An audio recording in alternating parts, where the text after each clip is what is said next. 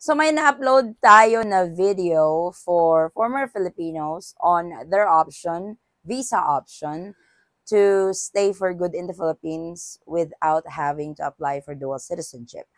At ito nga yung 13G visa. It's a resident visa for former Filipinos na ayaw i-reacquire yung pagiging Filipino citizen nila at gusto nang mag-for good sa Pilipinas. Yes, pwedeng-pwede ito at madami tayong katanungan kung saan ito ina-applyan. Ina-applyan po ito sa Bureau of Immigration. Hindi po ito sa DFA kasi madami akong nakitang comment na applyan sa DFA. No, you must apply at the nearest Bureau of Immigration in your area.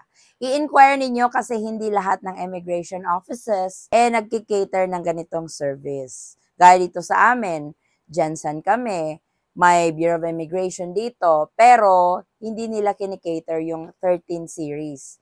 So we had to go to Davao for that. Kaya ganun din yung gawin ninyo, i-inquire at magtanong kung saan pwedeng mag-apply ng 13G for former Filipinos na gustong mag-for good sa Pilipinas pero ayaw maging dual citizen.